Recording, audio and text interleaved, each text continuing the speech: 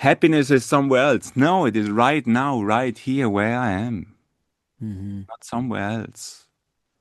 Accept life as it is, accept the opportunity, see God in everything, see the opportunity in everything, in the highs and the lows. They are part of life. I don't have any power to change you or anything in this world, but I have potentially the full power to change myself. And that is a huge gift we have been given. Wow. That's a huge takeaway. Does your practice have an idea of what comes beyond after we've left this earthly body? Like what occurs after our last breath? Mhm.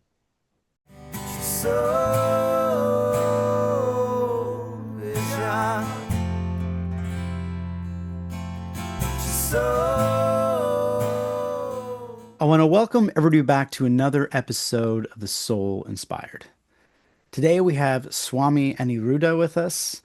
He is a number of things, including a spiritual teacher, also a student of spirituality, I would say, and a monk amongst many things. So thank you so much, Swami, for coming on the show. I'm really excited to dig in and get to know you a little bit better. Thank you, Joe. It's a pleasure to be here. I a lot of times with my show, a lot of people that tune in, they're hearing a little bit about everybody's lifestyle, like life and where they came from. And I tend to go back.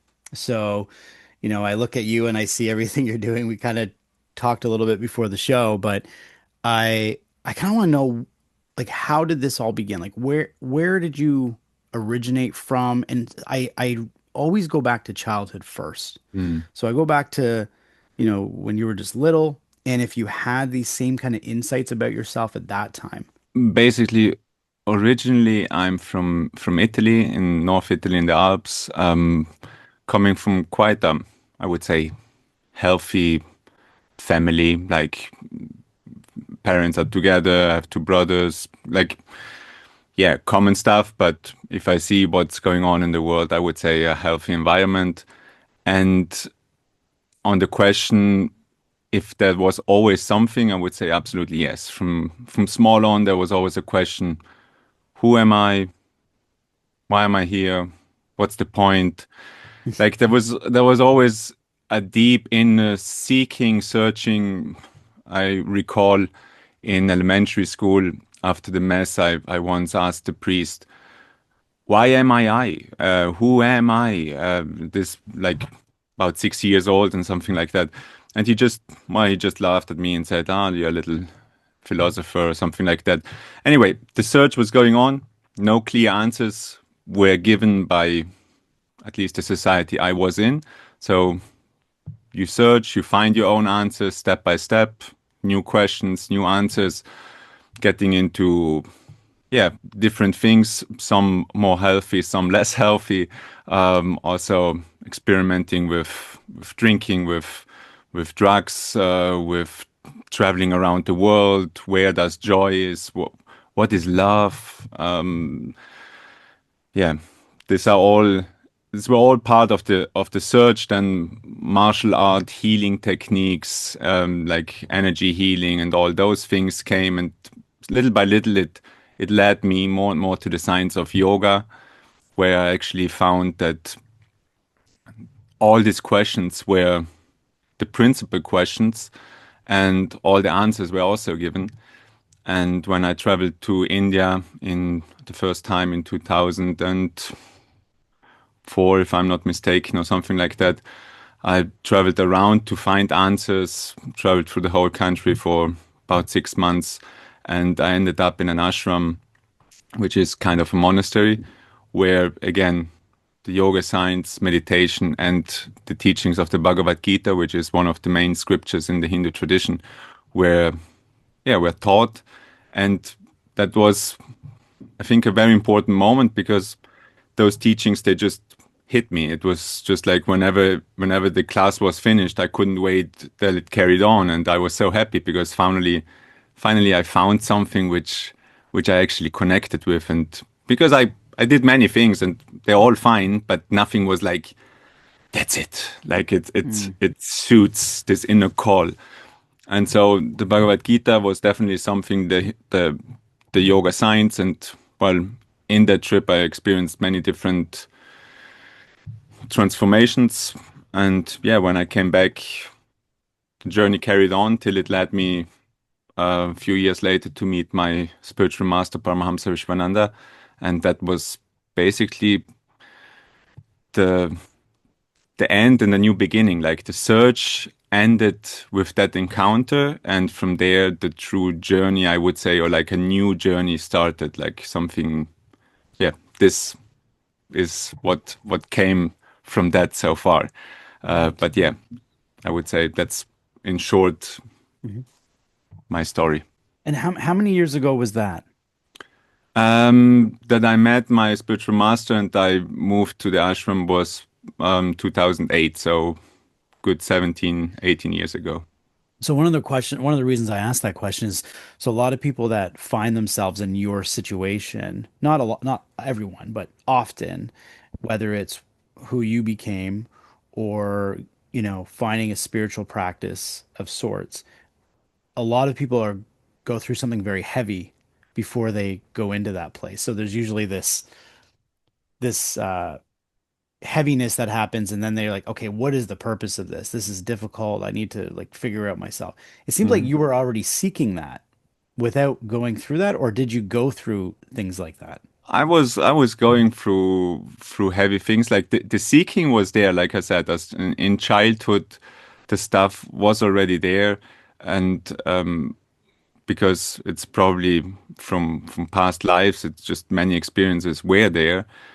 But yeah, I still went through yeah the first big love breakup, like these questions of like just broken heart, what is love, what is like there was a lot of drama, but I think suffering is one of the main means to actually get to these questions. Hmm. It's not always the case, but in some way or another, it is always part of a journey.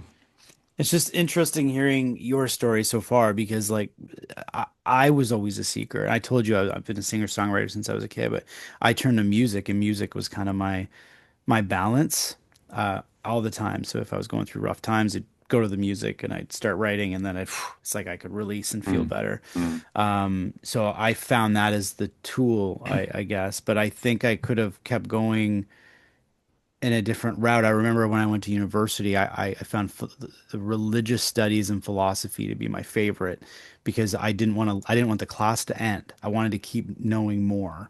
And then I'd mm, see correlations between religions, and then I'd be the one asking all the questions. And mm. so that I can relate to you in that way. Do you recall early on when you go, because obviously you told us your childhood up until the point where you kind of got into this, and you summarized it in about 3 minutes. So there's probably a lot that happened there. If I can, this might be difficult to remember, but do you recall any like profound spiritual insights you learned early on that kind of made you feel welcomed in the work you're doing now? Like did you have anything that went, oh yes, okay, this is what I need to be doing? Like what was it about it that brought you to this space? Well, I think in this inner knowledge of when there was this moments of I would call them moments of grace where there was just an inner kind of awakening where yeah where you just by yourself and the heart burns and I don't know tears flow between laughter and like it's just I don't know how to explain. In those moments there's just a clarity of love is the only thing that matters. Like let me be an instrument of love. Let me feel love and let me be an instrument of love. Like so that yeah that you can just share that because that's all that matters. Like just being in that space because yeah that goes back to the question, what is life really about?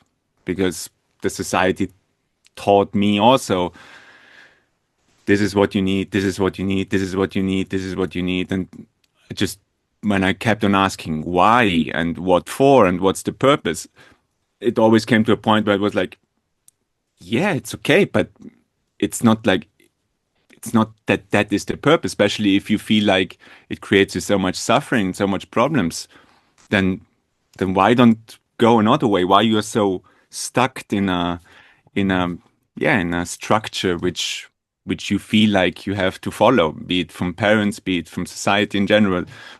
And for sure, traveling has helped a lot to open up, to see so many different realities, how people live around the world in different ways.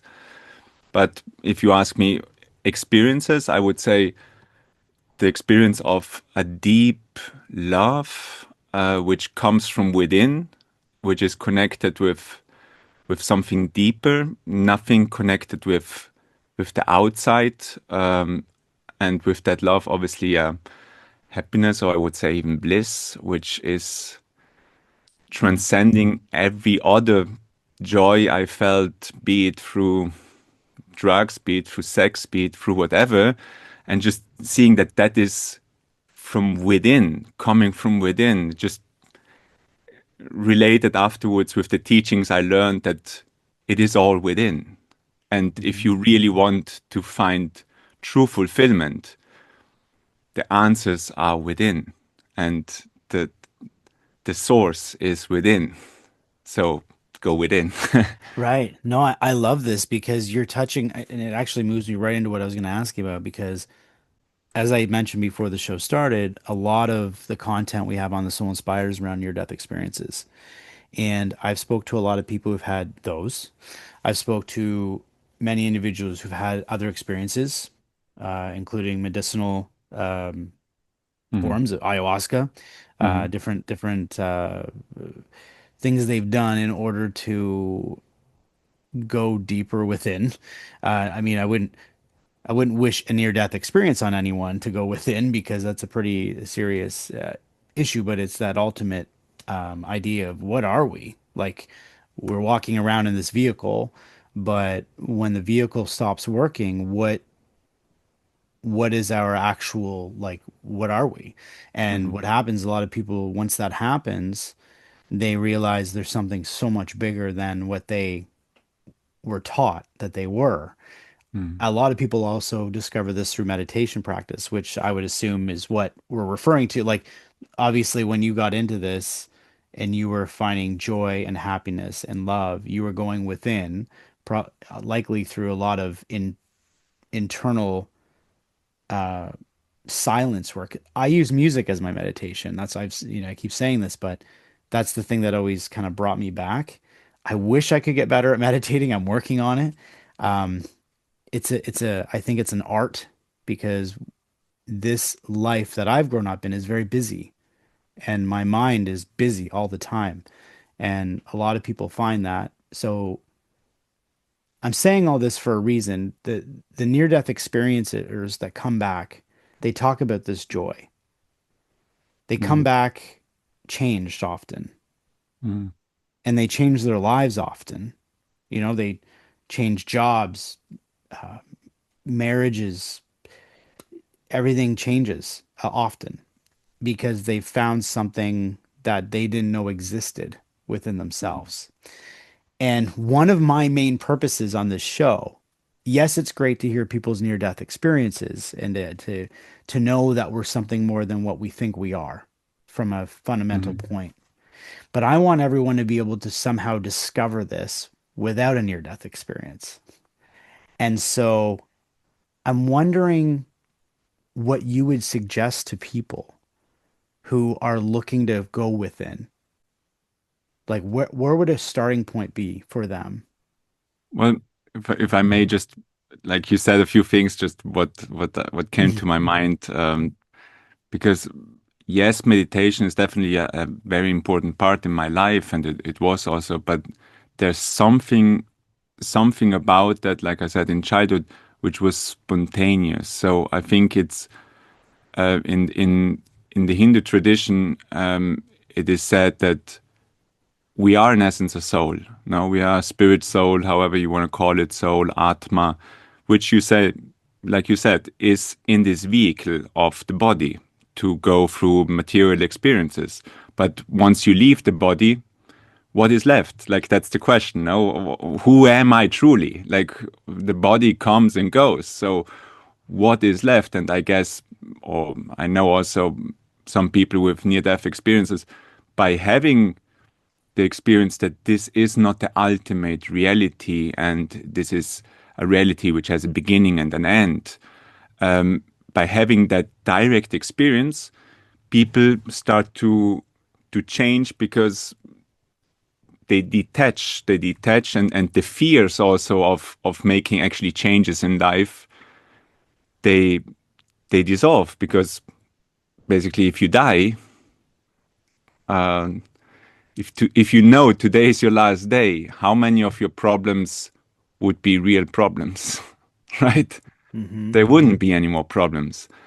That's why one of one of the main sayings from the Stoics, which I love very much, is memento mori, which means basically remember that you die. I make I always say make death your friend. Death is the only thing which is inevitable once you're born. But my guru always says, my teacher always says, the problem with people is that they've, even though everybody around dies, you think you are immortal and you're not dying. And only when it hits you, then you start to change. I had a grand aunt, and she was like perfect example, like company, married, children, everything like it should be, like in a in a book. One day she got cancer, went to the hospital, was about to die, intestinal, intense, whatever how it's called, the cancer in there, like very ferocious one. I was a child, and I remember very clearly I was there, and she told to me, "Listen, if I would have another chance, I would do many things so differently." And she told me things, and I was like, like the adult, the one who knows, tells you those things. And look, there she got healed. She came back, she changed for 3 months, but then old habits hooked her up again, and finally she died. It was definitely a very powerful experience for me as a child because I just saw that we are prisoners of our own mind, of our own being. And the more we stay prisoners, the more it becomes a habit, the more difficult it will become to break free from it. And so if you ask me what would I recommend people is, well, first of all, remember the truth that life is a gift and it has a purpose, and start to investigate what is the higher purpose. What are you really looking for? What do you really want in life? And with these questions, with this investigation, automatically changes will happen. Because I could say, yes, sure, there is many practices and many paths. We in our tradition, which is called Bhakti Marga, it's related to a yoga path. Yoga, everybody knows, related to Bhakti yoga. It's about a lot of meditation, chanting, mantras, being in good company, being in the presence of the master, the blessings of the master, which definitely for me was, yeah, like I said before, when I met my guru, something changed because it's just different transformation happened. All of those things I can say, and I invite everybody because for that I'm here also to share what I have received, to invite you, if you're interested in this path, be my guest, like come to check it out on the webpage bhaktimarga.org, Paramahamsa Vishwananda, like contact me, whatever it be, like most happy to share whatever I have received because, yeah, love only multiplies when you share it. Mm. But if you're not interested in this path, nevertheless, ask the right questions. Who am I? Why am I here? If today would be my last day, or if tomorrow would be my last day, what would I want to fix? What do I want to change? And then you start to maybe live a little bit more conscious, a little bit more fulfilled. Mm. A wise man in this trip in the States I met, he said, actually, when you think tomorrow you're gonna die, the less things you would fix, you would change today, if you knew that tomorrow you will die, the more it means that you are aligned with the purpose you're about to live. Mm. That makes sense. Yeah. And Because, I yeah. found it really beautiful. Yeah. And that's a question that most people won't ask themselves, or because there's fear around it. There's fear Exactly, around it. exactly. Right. And again, I appreciate you answering it the way you did. The fear comes from our non-existence. This is why so many people tune into this show, because when they learn of someone's storyline and what happened to them, and then they come back and they tell you, "Oh, you still exist after this is done. Like this isn't done. This isn't it. This is your physical incarnate. Your physical incarnation is gone. Yes, like Joe will be gone. This, right, the name I was given and the body I was given, but there's an existence that precedes it. Um, that sometimes helps people get over the fear. But then the next question is, okay, now what do you do with that? Right? And you're talking about that. You're really looking at the fact of, okay, what I think a little alignment would be what brings you happiness and joy. Because I think we lose that. We get caught up in, like, I have 4 kids. I have my fourth child. It's Wow, busy. It's very busy. wow. I didn't know if I'd have one child in my life. It's a blessing and it's very busy. And I get caught up as a human often. So Mm, I think a lot of people tuning in can relate to what I'm saying. Like the one day they go, absolutely. "What just happened to the day? What happened? What did I do yesterday?" Like we forget. Our minds are so busy. And I look at someone like you, and I'm admired by it that you can get into a practice where you can stop. Hmm. I can't tell you how many times I've made a joke. I just want to go sit under a tree for a week. Hmm. I don't want to have to worry about eat. I just want to sit there Sure. um, to calm the mind down. And these are the types of things I'm trying to find out for people, how So people get there. I would say the easiest and the most effective way, which I would recommend you and anybody who listens to this, which is the main teachings of my spiritual master and of the whole traditions, is chanting, chanting of mantras. So basically, the mantra, which my mantras are sacred syllables which contain a certain vibration, and the root word mantra comes from the word man, which means mind, manas. Yeah, it has two meanings. One is mind and one is heart. So the two meanings of mantra means that which protects you from your mind, which calms the mind, these constant waves of the mind, and which opens the heart. Because the actual path, the actual spiritual journey is not to run away from your daily duties, to go to the Himalayas or sit under a tree. Like my teacher always says, the journey is 40 centimeters. It is from here to here. Mm, It is a very short journey, but we know how difficult it sometimes is because the mind is so restless and so active. And like when you are on a water body which might have clear water inside, if there's ripples on top, you won't see the bottom. But if the ripples are gone, if it's calm, then you see the bottom. And the same is when you calm this mind.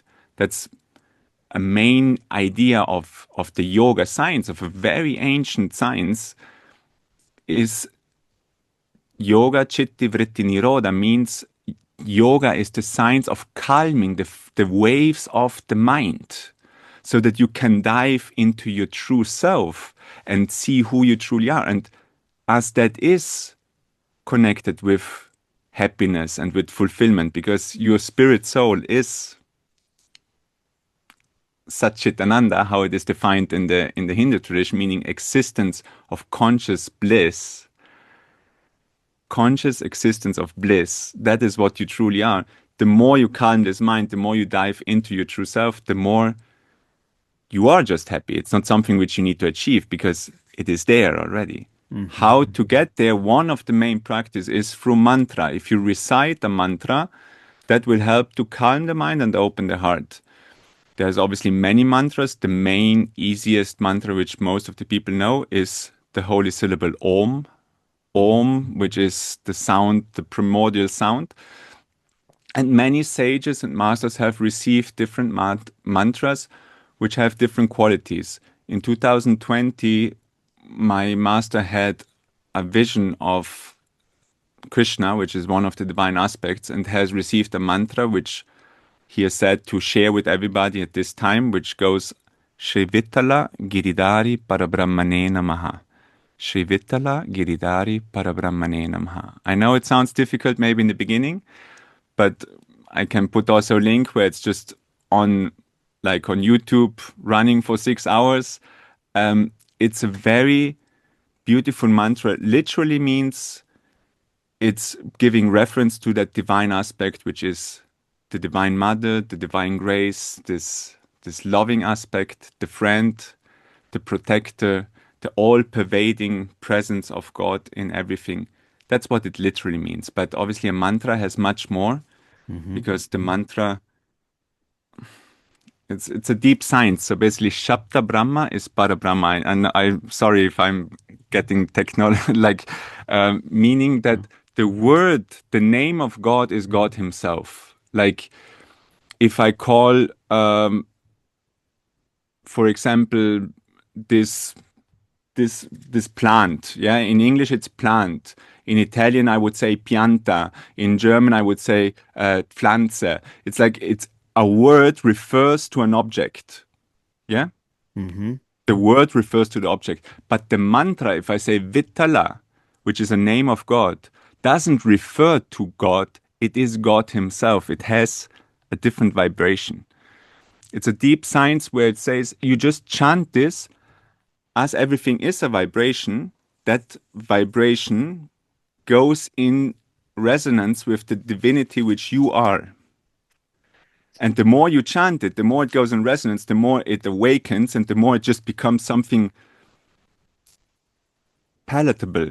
It's not something which, because it's not far away, it's all the time, everywhere present. It's not that yesterday it wasn't and tomorrow it might be. No, it is always. The problem is you don't see it because of the distractions and the busyness of the mind and whatever happens.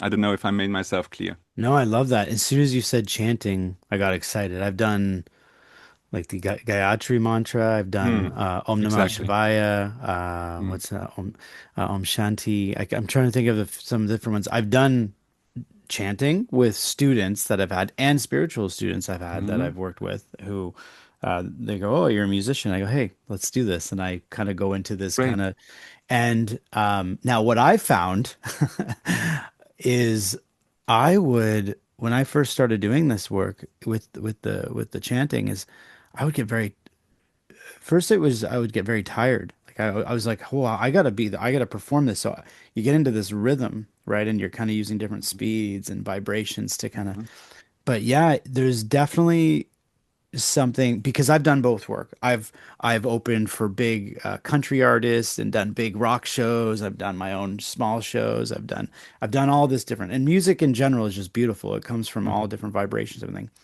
But there is something special around chanting because I would say the only way I can describe it is I feel more grounded when I do chanting. I feel more grounded into something deeper where um, I'm not, I'm not lifting off. I'm kind of staying put. Does that make sense?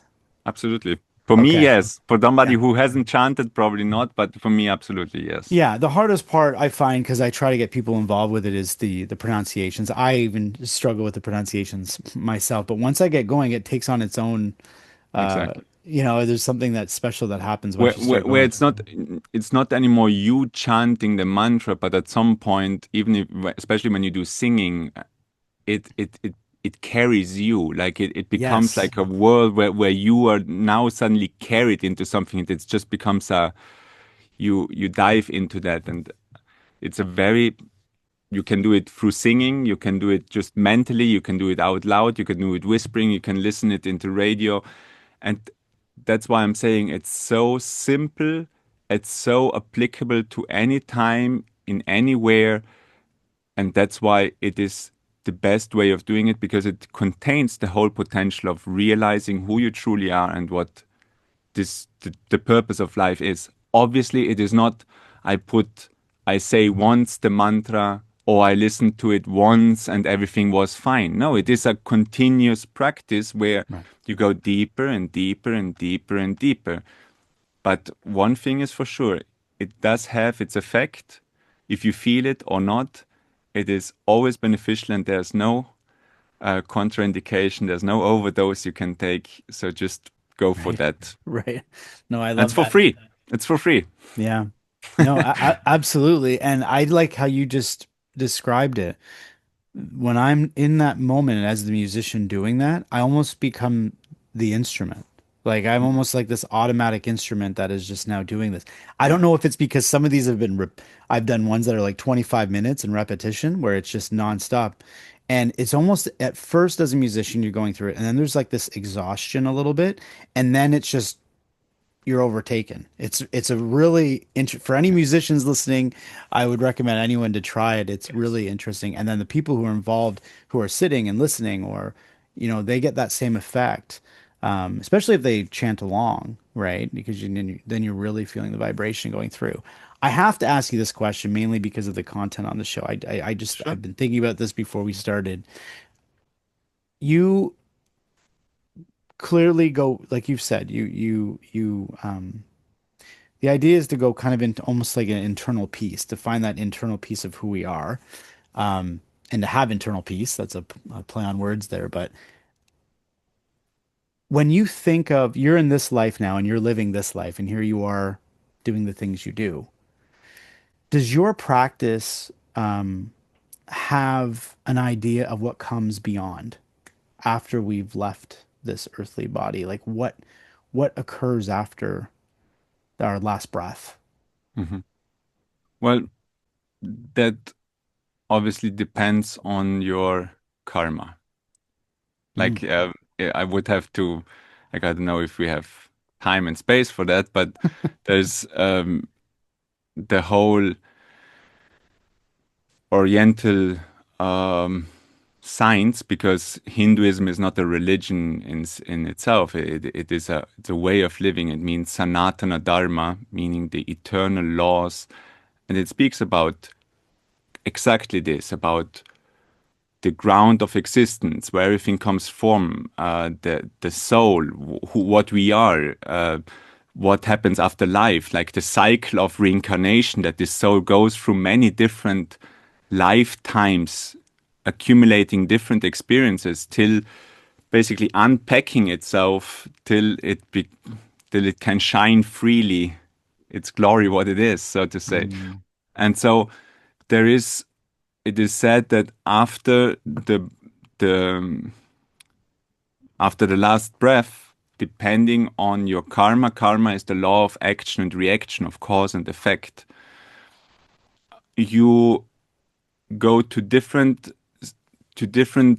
spiritual realms with different kinds of body, because there's not just this physical body. There's a physical body, then there is an energetical body, then there's the causal body, then there's different levels which you can still take with you. Yeah, people speak about astral travels, astral reality, um, and the soul is actually beyond all of them. It's pervading all of them. When we die, mostly we leave behind the physical body, and we are in a more subtle body, and there we travel to different spiritual realities for a certain time, having a certain experience of the effects of our karmas, of our causes, and then we come back to this reality, because in this physical reality of Earth, that's the place where the karma gets dissolved. Mm. Mm. And that when you come back, till you have dissolved all your karmas through through spiritual practice, through spiritual path, through realization, through enlightenment, however you want to call it. And that's when you attain liberation, enlightenment, moksha, freedom from the cycle of constant reincarnation. After that, you go, like, you attain a spiritual body, a pure spiritual body, which is then in a pure spiritual reality, in this constant love relationship with the absolute, without ending. It's a constant growing. That's how it is described Wow. in very short. But it's very, what was very beautiful, or what was very helpful for me, or what I think is very helpful also for people to understand, is sometimes life is tough. Sometimes life is tough, and well, we never had in history so high quota of suicide and whatever, like all of those things. Because when life is tough and you don't find any solution anymore, then at some point the only solution which you come to is, let's switch off. Let's switch the machine off. Let's just switch it off. Let's finish with it. If that would function, if that would work, then I would give you right. I would agree with you. But if you know that this life is a gift to have certain experiences, and you will have to make those experiences and go through those experiences. And if you don't take the chance now, you will have to go through it the next time, and it might become even more difficult. Then you will double think if switching off is a solution, because it is not. You're just making your backpack more heavy. That's why it is said the greatest fight is the fight with yourself, and the greatest victory is the victory over yourself. And that's why a spiritual path is not a path of running away or avoiding. No, it's taking on your duties, taking on the challenges of life, embracing them, seeing the opportunity in them, seeing the blessings in them, finding God in your life. God is a big word. I know everybody has the idea what God is, but for me, it's just that all pervading, which is everywhere inside of you. Like once you know that you're not alone, that you are always guided, that you're always protected, you are part of Him, then everything in your life is there to make you grow, to bring you closer to that essence, what you are, to that love, to that happiness, to that fulfillment. And for that, you have to go through certain things. It's not a weekend. It's not like you want to build muscles. It's not by wanting to build muscles that you get ripped. No, you have to go to the gym and you have to Right. do the job. Right. Right. Yeah. Absolutely. So it's a constant practice It's a in constant every practice. form, whether you're someone like yourself who's really dedicated this lifestyle to, or someone who's just living the 9 to 5 and they've got their kids at home that are Absolutely. relying on them, and there's all these different, but you have to always be.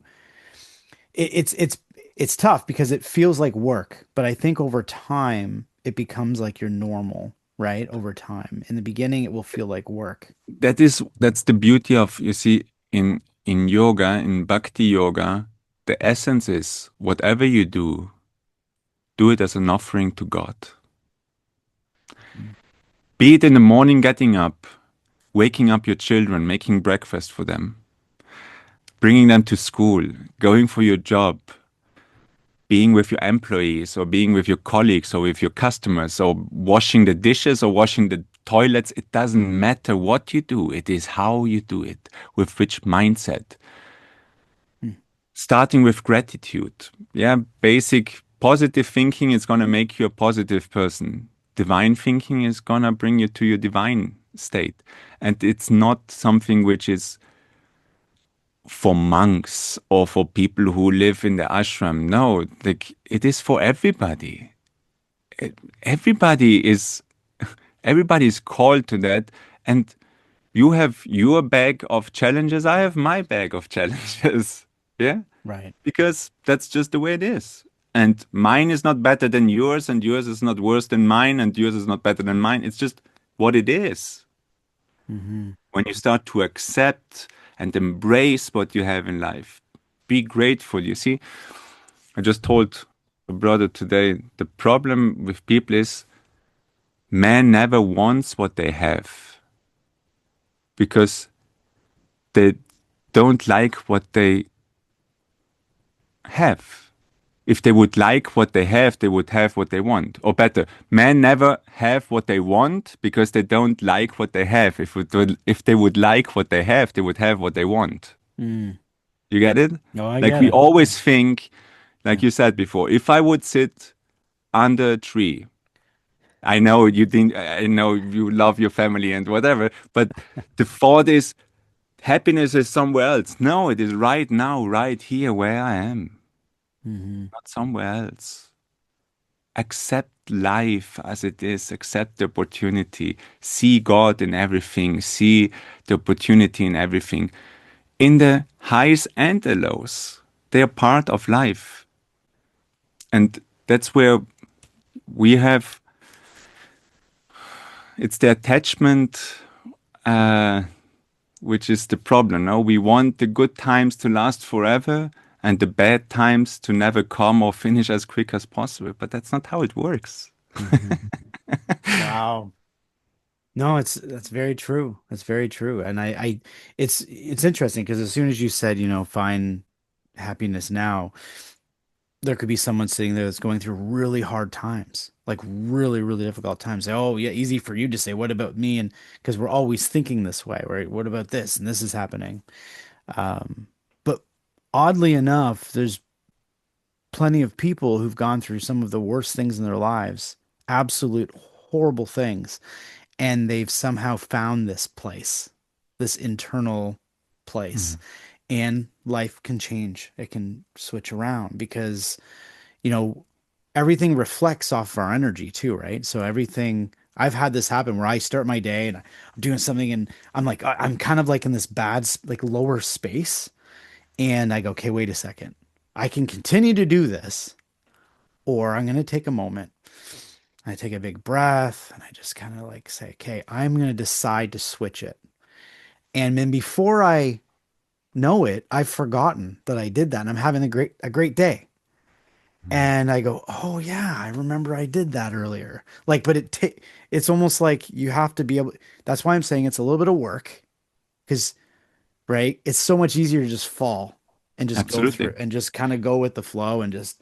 But you have to always remind yourself of these things. That's why my guru always says if the purpose of life would be to be negative, we would be masters in no time. Because the mind is part of this material reality and always automatically goes towards the lower frequencies. So that is automatically, but as the purpose is to elevate your mind to positivity and then to like to the divine, that is actually an effort where you, by knowing how this machine works, yeah, how this Mm-hmm. body works, how the mind works, you always have the chance to see the cup half full, half empty. Or like Henry Ford said, if you believe you can do it, or if you don't believe you can do it, either way you are right. It's you make your reality like if there's a problem, you can solve it, then why worry? If there's a problem, you cannot solve it, then why worry? Like, what does worry really bring? It doesn't Mm-hmm. make your life better, it doesn't make anything better. And sure, is it so easy to just break free from the worry? No, it is not. But that is where you actually see the problem is not out there. The problem is in here. So if you fix it in here, then it's fixed. And the beauty of it is potentially you have the whole power to change yourself. I don't have any power to change you or anything in this world, but I have potentially the full power to change myself. And that is a huge gift we have been given. Wow. That's a huge takeaway. That Yeah. just we have the power to change ourselves. I think, and Like that hit me. Just you saying that. I went, wow. Yeah. Because you know, I think we all ultimately want to know that we have control of our life, ultimately, but we don't because things happen. Things out external to us happen. And I think when things like that happen, whether you lose a loved one or just something happens that's completely out of your control, I think that's when a lot of people fall because they kind of they go, I thought I was in control and I'm not because I couldn't control that from happening. But when you Mm. say that you have the control of your own, that feels good because that is who we are. We are who we are. So we can at least Well, control how we're you have feeling. control how you respond to something, how you Right. see the thing. Because like Guruji always says, in every bad thing there's something good, and in every good thing there's something bad. You choose. You choose what you want to see. Yes, there is tough moments, but like you said, there's people who went through the absolute hell, like concentration camps in the Second World War and whatever what, like, and still they kept a positive mindset because that is something you cannot take away from me. If you go further, if you go to great saints of every traditions, what made them so exalted? Because even in the presence of death, they were like saying, "You can take this body, but you cannot take my belief, my soul, my conviction, my you Right. can't take that from me unless I permit it." Mm-hmm. And that doesn't mean that hardships are not going to come, that losses are not going to come. They are part of life. But that those things, they are actually a gift to who bring you again to a point of contemplating, okay, what is life? Who am I? Because you said before, fear being the problem, right? Mm-hmm. And you said what fear is connected with. Uh, but fear, what is actually connected with, is attachment. Fear and attachment, they are interlinked. If Mm-hmm. you are attached to your money, you're gonna be afraid of losing it. If you are attached to the people around you, you're gonna be afraid of losing them.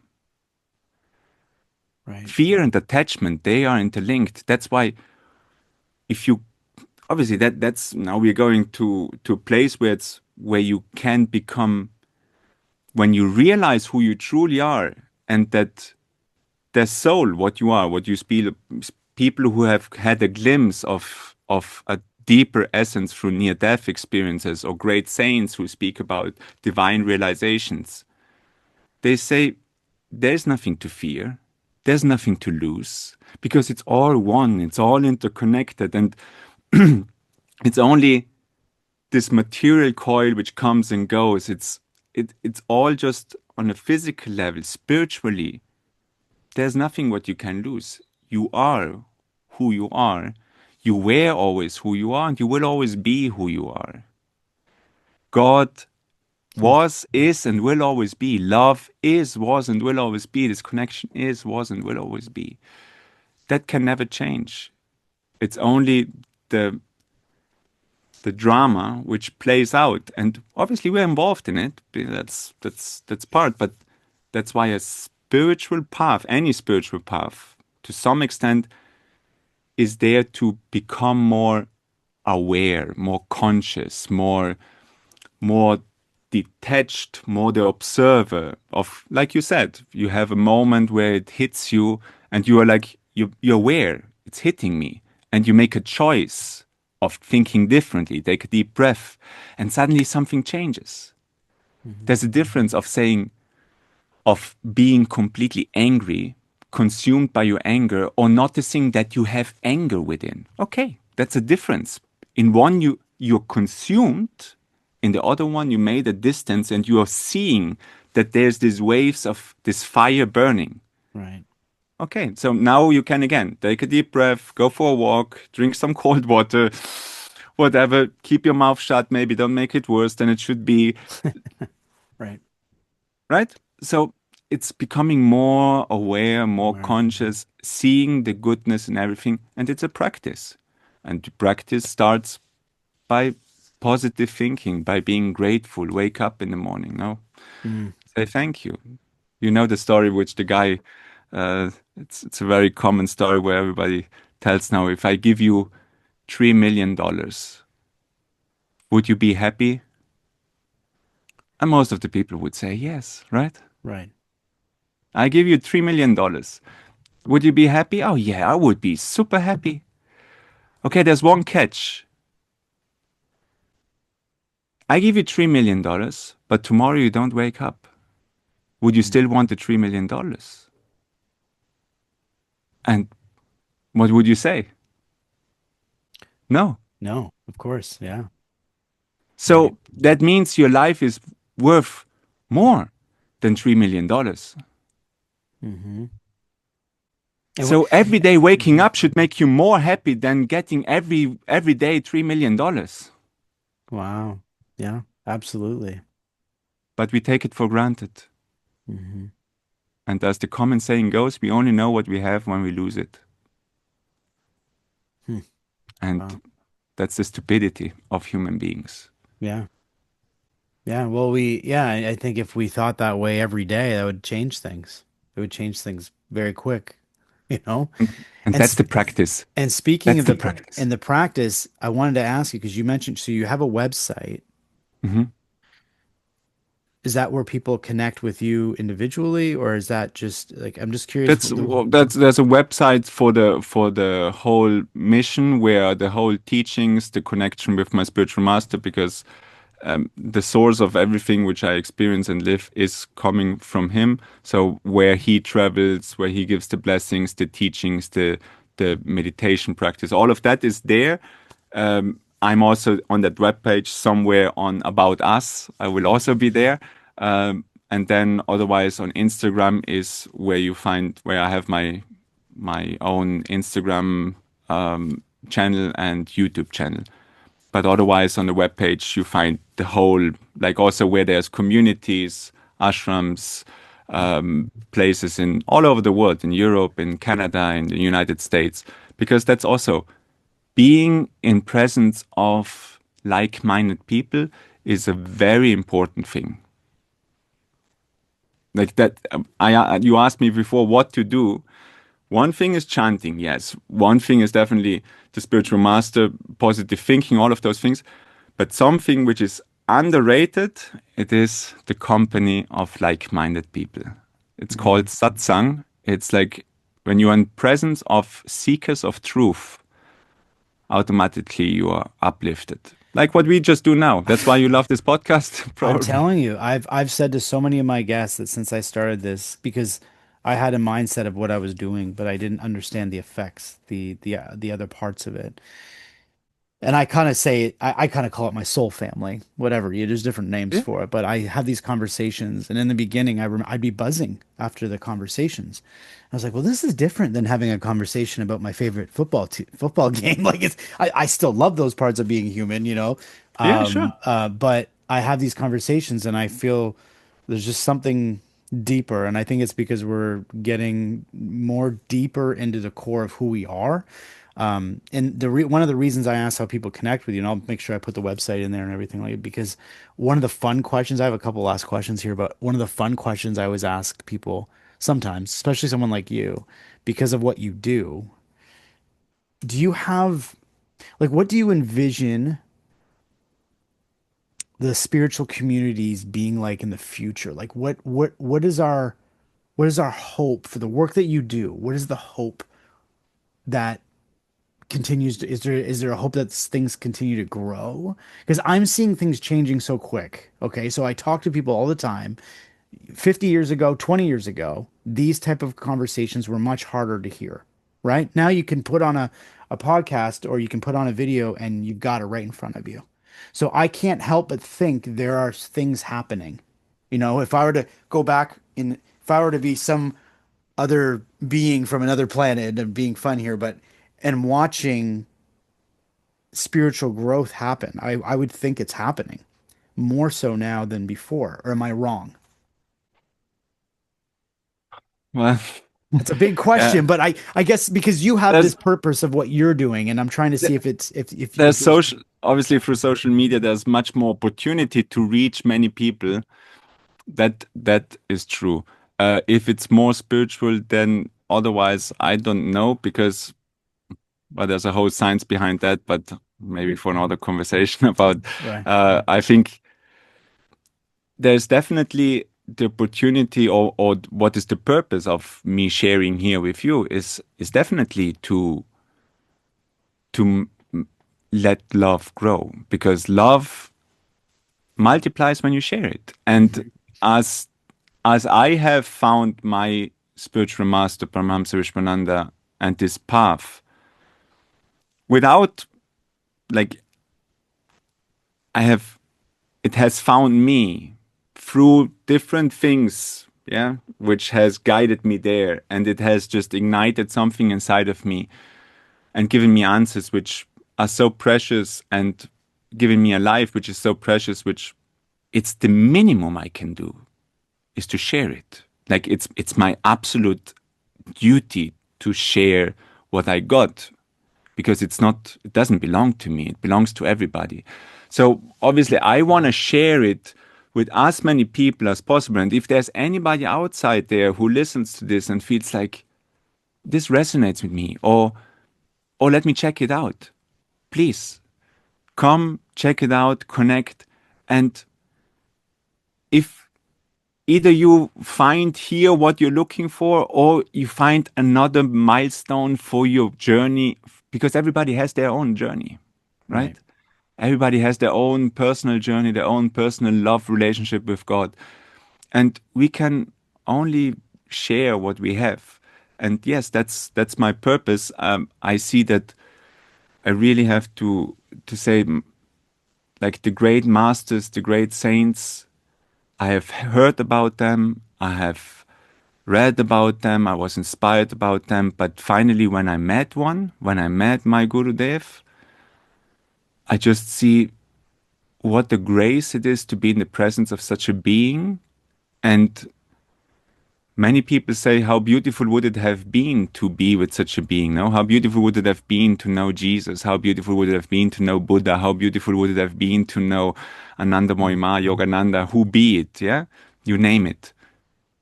When the masters are not here, everybody wants to be with them. But when they are here, very few take the chance to really take the chance to be in the presence of such elevated beings who come only for one reason. Because everything what I said, that's the reason why these great sages, these great beings come to elevate human being to like Guruji, my master Paramahamsa Vishnu, he has said from small on, as a child, he has said, I have come to open the heart of man. That's it. Like Mm, from small on, that was clear.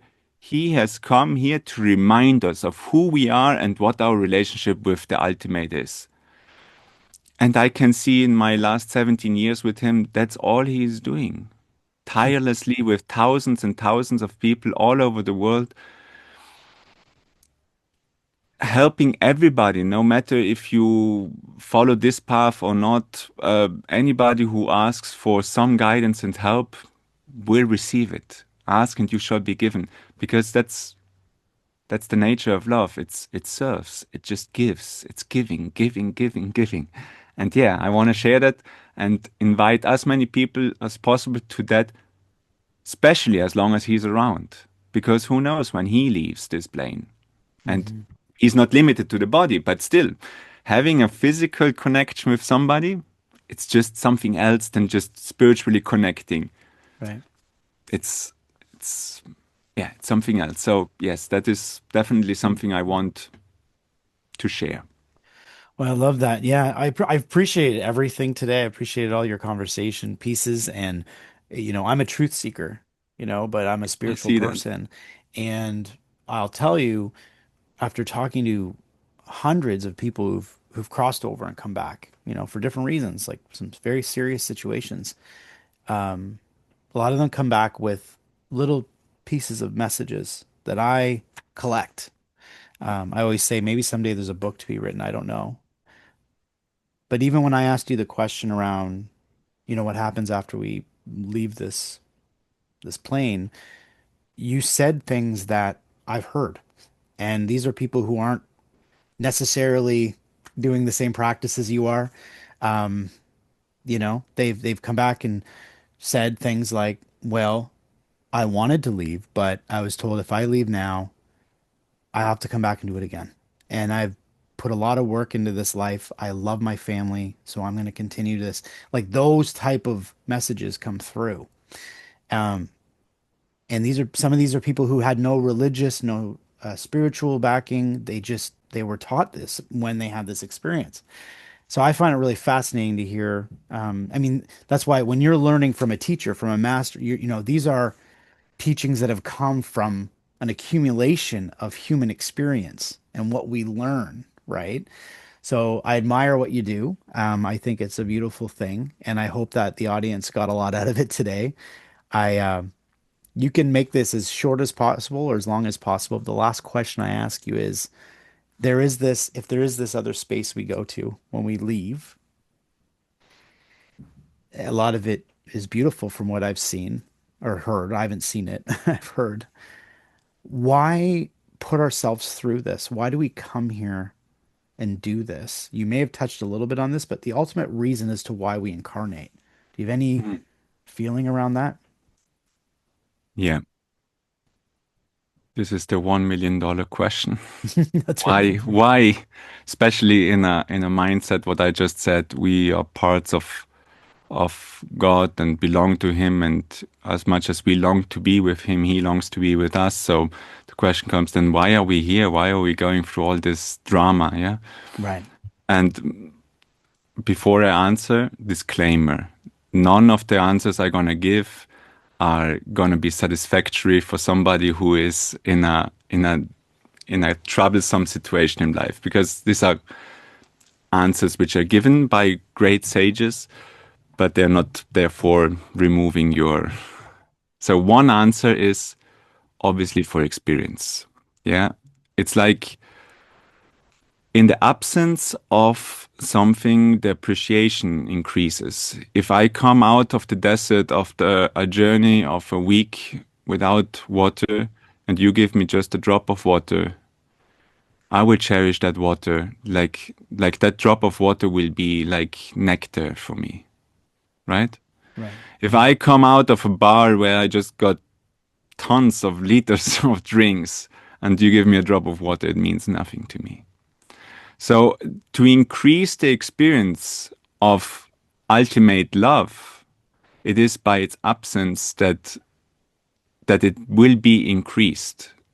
There's the story of the little soul who speaks with God and says, God, who am I? And God says, you are the light. And the soul says, I know I am the light.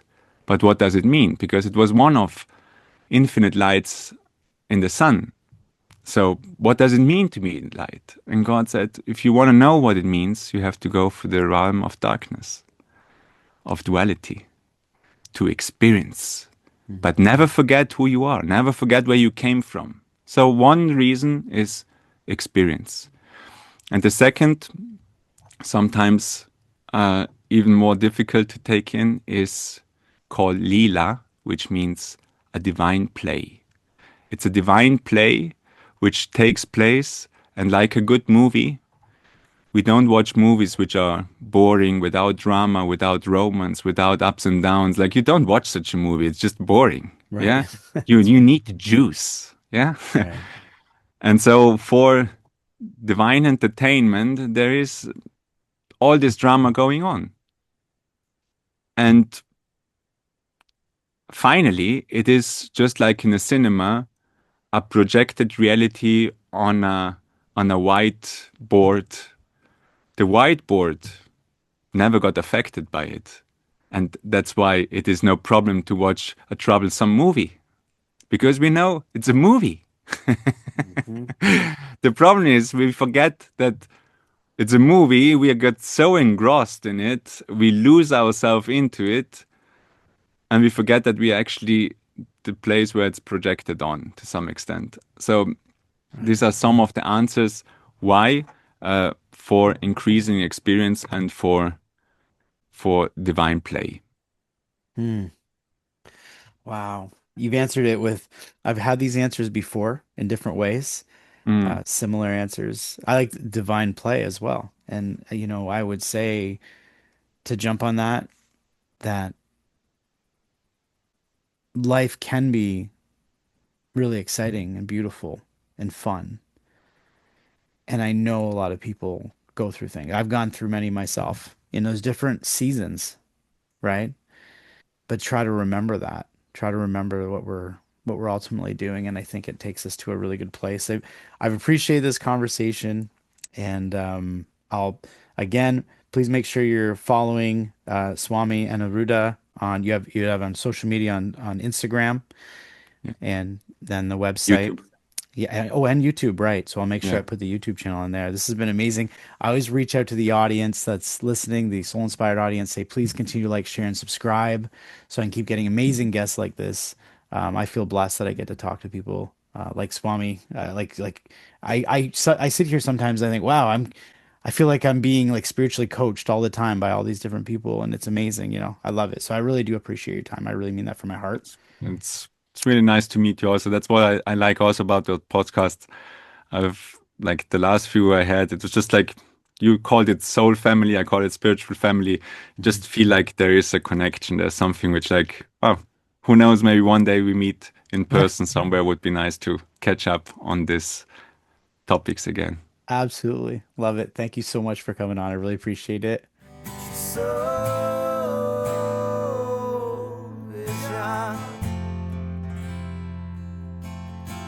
So